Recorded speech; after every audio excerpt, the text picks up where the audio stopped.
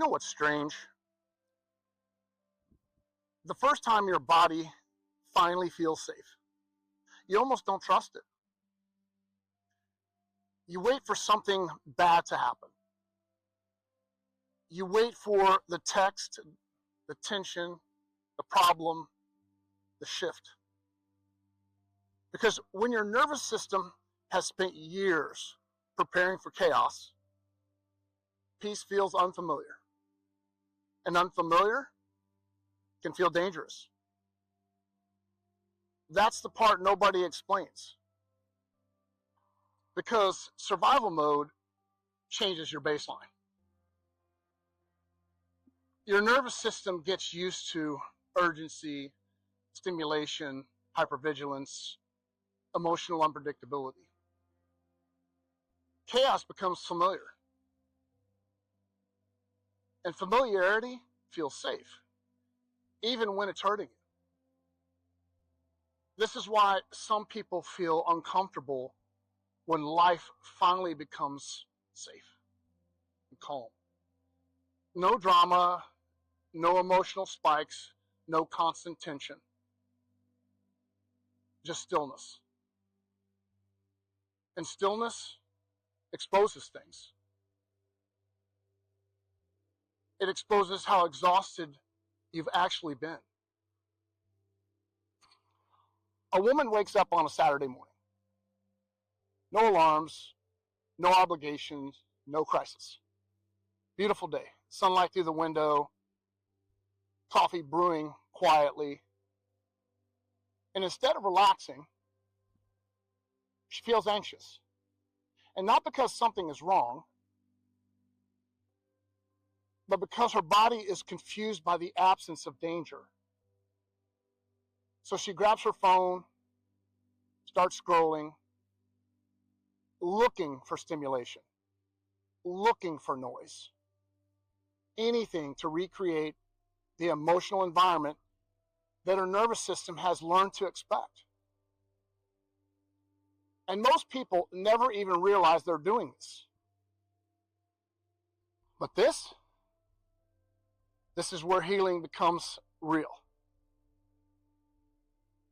The moment you stop interpreting peace as emptiness, because peace isn't numbness, peace is safety. And safety changes everything. Your breathing, your relationships, your thinking, your reactions, your identity. Ancient teachings, they talked about the peace beyond understanding. Not because peace is mystical, because most people have never actually experienced nervous system safety long enough to recognize it. And when the body finally stops fighting invisible threats, something extraordinary happens. You begin responding to life instead of bracing against it. So here's the path. Real healing is not becoming emotionless. It's finally becoming safe enough to feel life without constantly defending yourself from it. And that realization changes people deeply.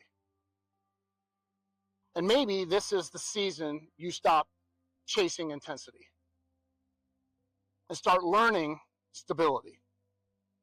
Because intensity is not the same as aliveness. A dysregulated nervous system confuses the two constantly. That's why people chase chaotic relationships, constant stimulation, overworking, doom scrolling, emotional highs. Not because they're weak, but because the body got conditioned to survival chemistry. But eventually, the soul gets tired of surviving. And when that exhaustion becomes undeniable, you begin searching for something deeper. Not excitement, peace. So let me ask you something. What if peace feels uncomfortable because you were never taught safety? What if your nervous system has spent years preparing for pain without ever realizing that it could rest? Because most people never stop long enough to feel the difference between peace and numbness. But if you're still here, there's something in you that already recognizes that. You're beginning to feel the exhaustion of survival mode. And awareness changes things. Quietly at first, then completely. So stay with the series, because piece by piece, you're not just learning about your nervous system. You're learning what it feels like to finally come home to yourself.